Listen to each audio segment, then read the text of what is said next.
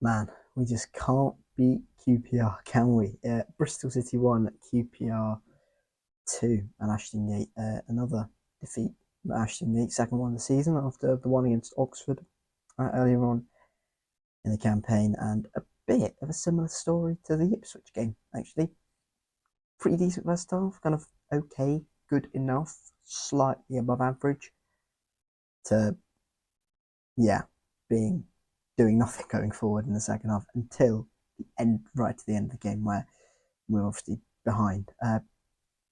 Another disappointing defeat, second one of the season. I say the second one, and it drops us down to ninth place. QPR overtake us, so do Millwall, so do Preston, so do Leicester. So yeah, we lose touch with the top six, unfortunately, and a bit of a just not very good performance, I don't think, from Bristol City, and sort of in the big moments and in a bit of a coin flip game, I will admit, just that things didn't go for us. And in the final third, I thought we were absolutely sort of the chances we did create, we didn't take, and there were some crazy decisions at points when we're trying to move it forward with pace or trying to find runners or just trying to move, just generally the progressive nature of our passing. I don't think was at it today.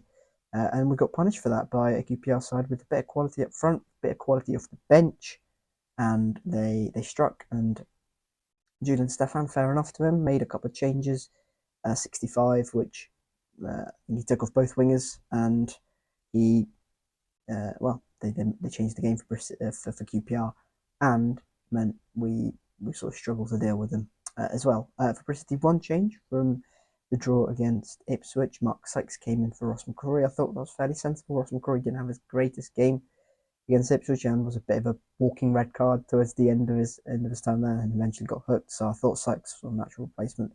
Fair enough. You can't really do a hell of a lot else, I don't think, within that team at the moment. Maybe Fowley, maybe Sinks, maybe Elijah Morrison, but Hayden Roberts, but not really a hell of a lot of options at the moment for Struber to choose from within the squad. So I thought, yeah, reasonable, crack on with it. And actually, we controlled the game without either side creating too much. And obviously meant QPR on the counter attack were threatening at points, but I thought we dealt with it reasonably well to start with.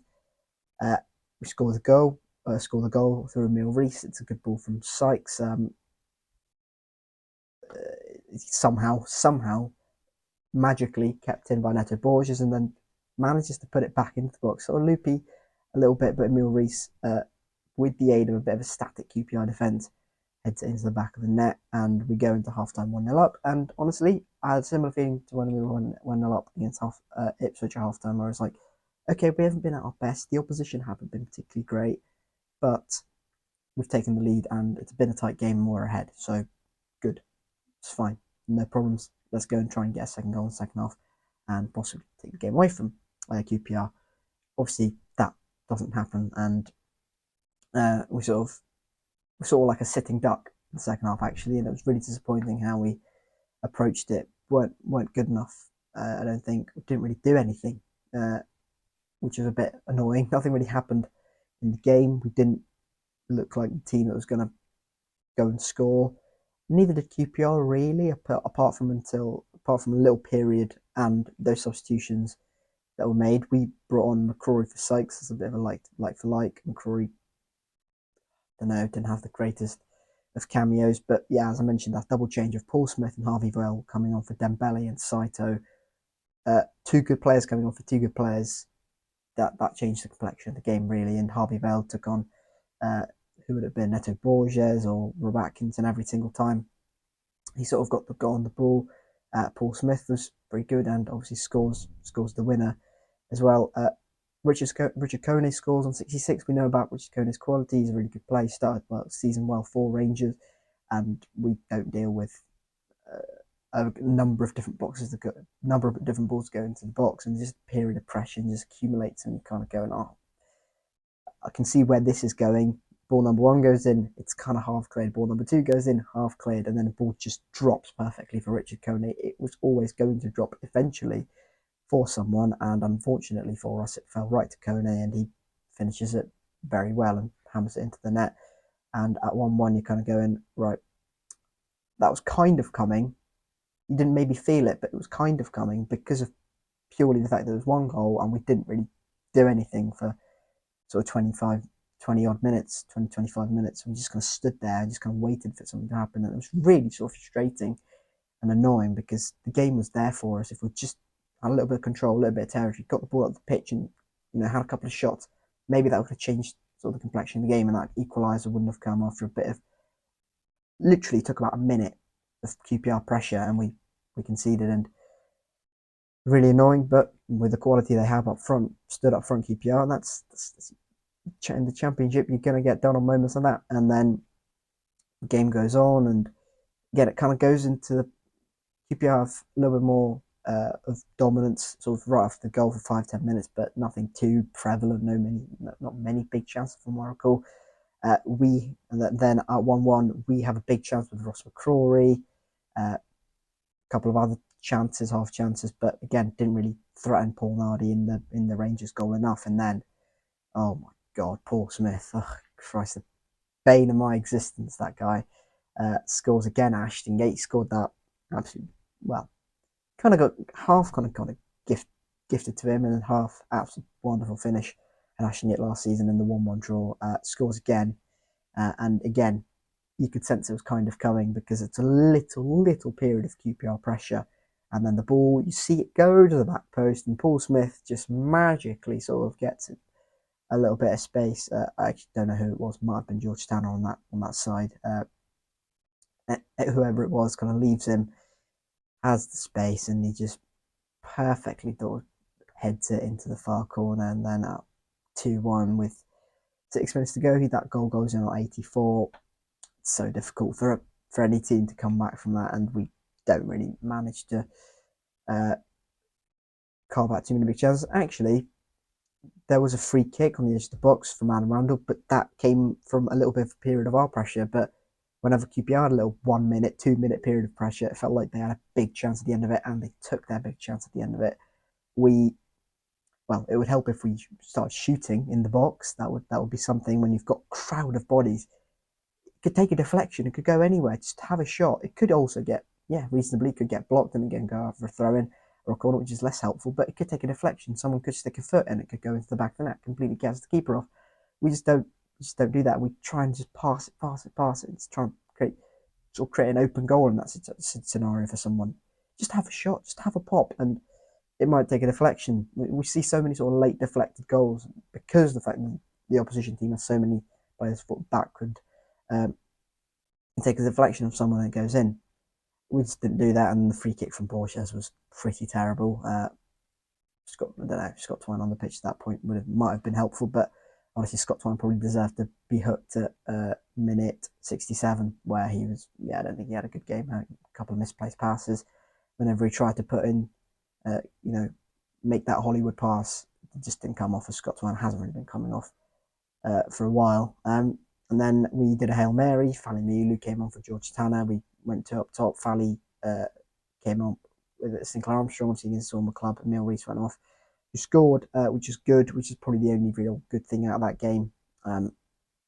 At 2-1, we have Yu Hirakawa has a header where he has to bury it. And it was us who had sort of magically the space appeared, and he just puts it over the bar. I think he mistimes his jump and goes over the bar, and it's like, he has to bury that. Has sort of either he's in or like very, very sort of edge of the 6-yard box. Has to bury that. Has to be 2-2 there. But we don't. And honestly, another coin flip game that we've not managed to sort of completely get on the right side of, and that's 4 without a win.